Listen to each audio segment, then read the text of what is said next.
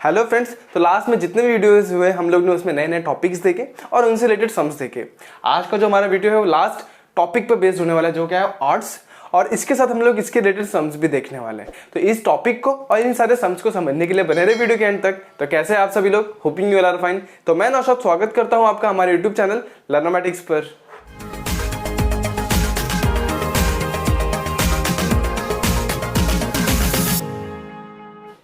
तो बढ़ते हैं आज के टॉपिक की तरफ। टॉपिक में क्या दिया होगा, ऑड्स।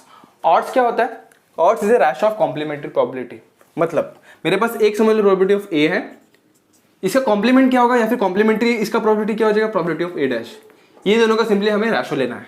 तो रैशो लेंगे तो क्या होगा, probability of A upon probability of A dash.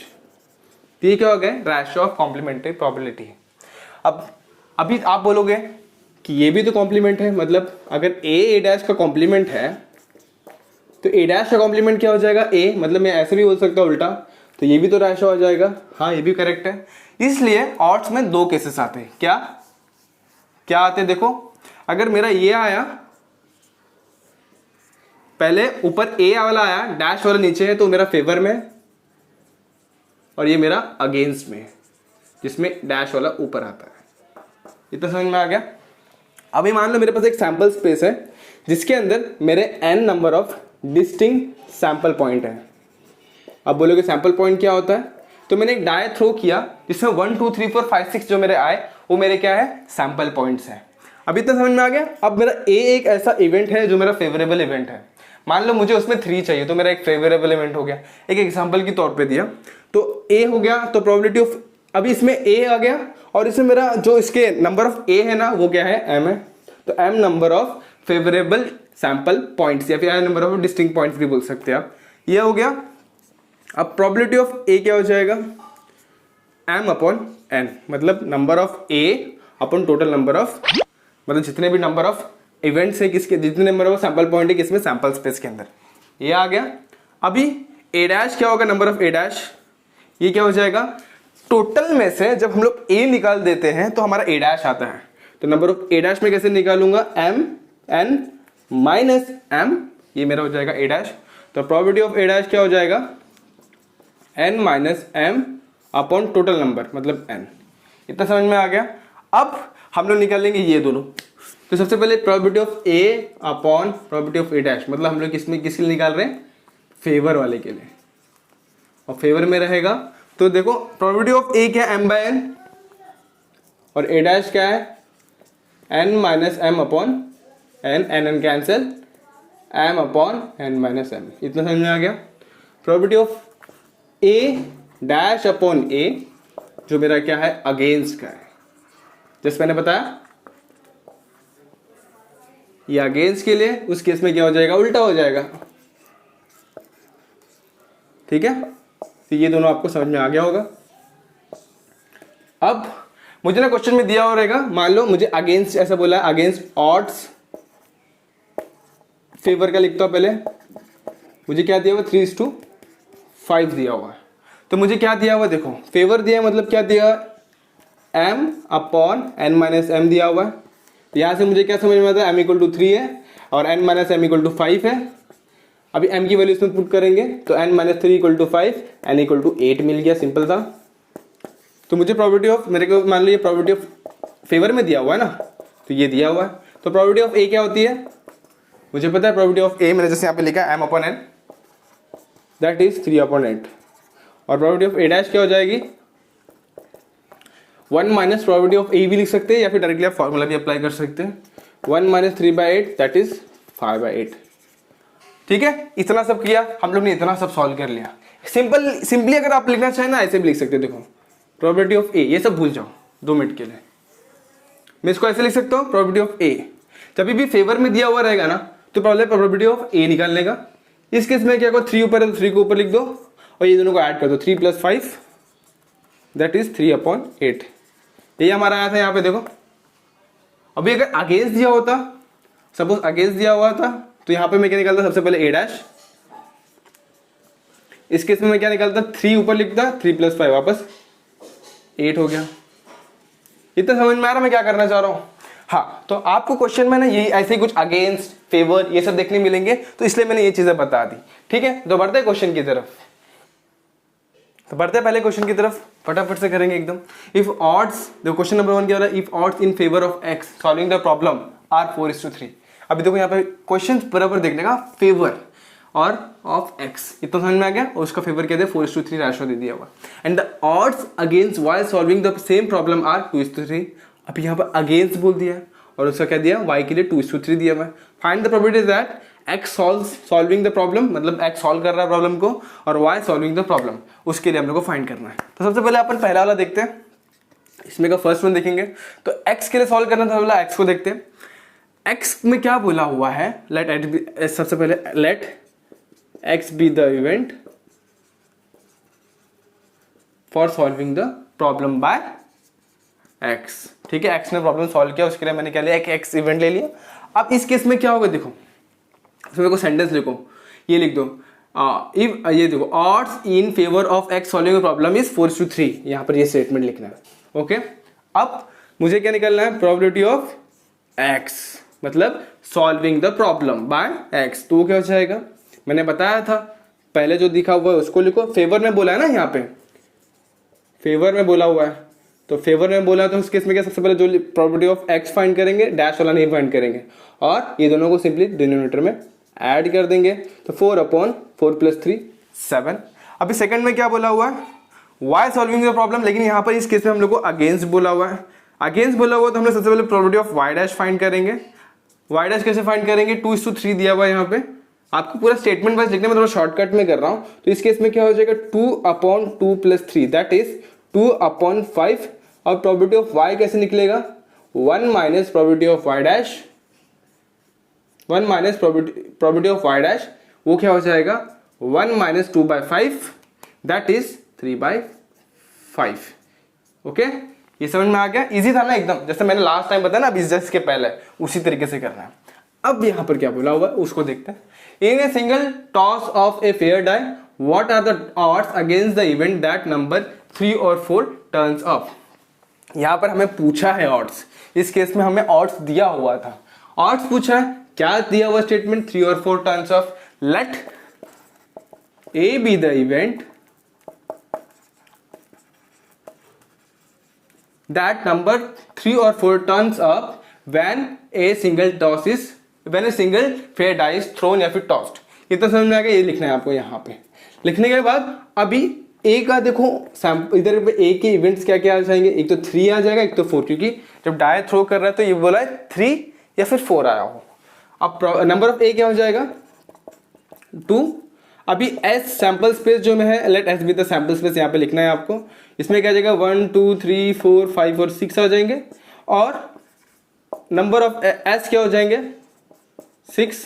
Probability of ए क्या हो जाएगा, number of A upon number of S that is 2/6, वो क्या हो जाएगा, 1/3। इतना आ गया, आंसर हो गया। नहीं, हमें निकालना है ऑड्स। ऑड्स कैसे निकलेगा, हमें यहाँ पे प्रोबेबिलिटी ऑफ ए डैश भी चाहिए। 1 - प्रोबेबिलिटी ऑफ ए हो जाएगा दैट इज 1 - 1/3, और प्रोबेबिलिटी ऑफ ए डैश क्या हो गया, 2/3। हमें निकालना क्या, अगेंस्ट, मतलब probability of A dash upon probability of A. Favour बोला होता तो उल्टा होता इसका, ए ऊपर डैश वाला नीचे, सिंपल एकदम। तो यहाँ पर मैं क्या करूंगा, सिंपली 2/3 पुट करूंगा, यहाँ पे 1/3 पुट करूंगा, 3 कैंसिल दैट इज 2/1, और हमारा आंसर क्या आ गया, 2:1। सिंपल। बढ़ते थर्ड क्वेश्चन की तरफ। थर्ड क्वेश्चन में क्या बोला, देखो सबसे पहले ये है ना सिमिलर क्वेश्चन है, बस यहाँ पर देखो बोला क्या हुआ, the odds in favour of A winning the game chess against the B. यहां पर देखो अगेंस्ट बोला है, लेकिन किसके बोला, बी। पिछले जो भी क्वेश्चन थे ना वो खुद के फेवर के अगेंस्ट, समझ लो पहले में वो जीत रहा हो या फिर पहले में वो जीत रहा हो तो दूसरे केस में वो हार रहा हो, लेकिन ये है ना गेम खेल रहा है किसके, बी के अगेंस्ट में, और वहां पर winning the game of chess किसने, ए जो भी जीत रहा है ना अगेंस्ट बी के, वहां पर हमें 3:2 का रेशो दिया हुआ ऑड्स का, और किसके फेवर में, ए के फेवर में।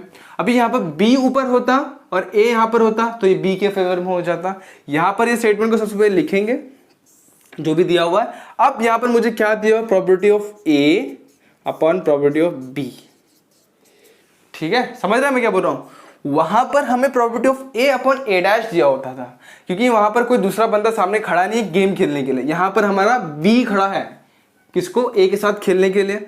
अब यहाँ पर ये हो जाएगा 3/2 हो जाएगा। प्रोबेबिलिटी ऑफ ए क्या हो जाएगा, सिंपल मैंने बताया कैसे निकालना है, 3/3 + 2 दैट इज 3/5। और प्रोबेबिलिटी ऑफ बी क्या हो जाएगा,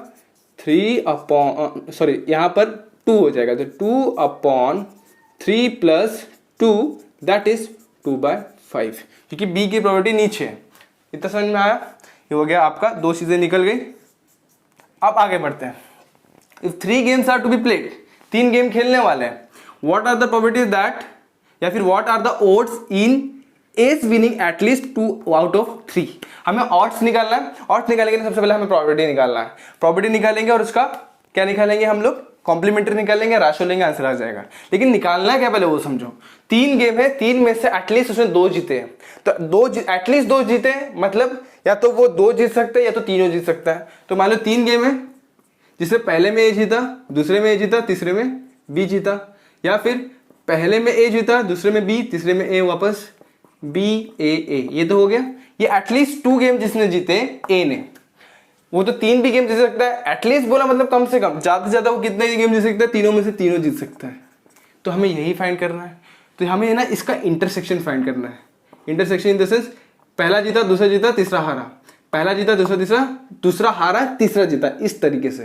तो ये मैं लिखकर बताता हूं, आपको समझ में आएगा। मैं सबसे पहले ई बी द इवेंट ले लेता हूं, जो मेरा क्या है, ए है ना, गेम जीत रहा है at least 2 out of 3।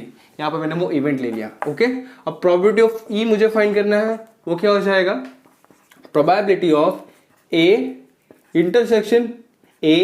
Intersection B. इसका मतलब समझो, पहला गेम जीता, दूसरा गेम जीता और तीसरा गेम बी जीता है, वहां पे ए क्या गया, हार गया। सिमिलरली और क्या हो सकता है, ए पहला जीता, दूसरा इस बार बी जीत गया और तीसरा ए जीत गया, या फिर पहला बी जीत गया और बाकी लास्ट के दोनों ए ने जीता है, मतलब एटलीस्ट मेरे 2 ए ने जीत लिया और लास्ट में तीनों भी ए ने जीत लिए। इतना समझ में आया क्या, ठीक है, इतना समझ में आ गया होगा। नहीं आया फिर से एक बार देखो मैंने क्या बताया जस्ट पहले अभी। अब ये सब क्या है, इंडिपेंडेंट इवेंट है, समझ में आ रहा है, मतलब दोनों की प्रोबेबिलिटी है ना मिक्स नहीं हो रही, इंडिपेंडेंट इवेंट है। तो मैं इसको सिंपली ऐसे लिख सकता हूँ, probability of A into probability of A into probability of B. इसके लिए भी सेम, फटाफट लिखता हूं, और यहां पे a into probability of a और लास्ट में a इंटू a। ओके, अब बस वैल्यू पुट करना है। वैल्यूज क्या क्या है, सबसे पहले a का देखो क्या है, 3/5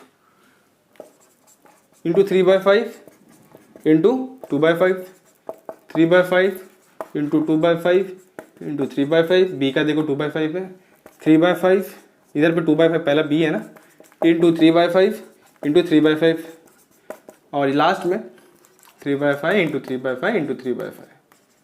देखो बेस सब में सेम है, तो मैं सिंपली इसको 125 लिख देता हूँ। देखो 5 इंटू 5 इंटू 5 क्या होता है, 5 का क्यूब दैट इज 125। 3 2 6, 6 2 3 3 9, 9 2 18 और 18 कितने बार आएगा, देखो ये भी सेम है, ये भी सेम है। 18 3 54, यहाँ पे 54 आ जाएगा और यहाँ पर क्या आ जाएगा, 3 3 9 27। ऐड कर दो, क्या आ जाएगा, 7 और 4 11, 1 यहाँ पे 81/125। ये हो गया मेरा प्रोबेबिलिटी ऑफ ई।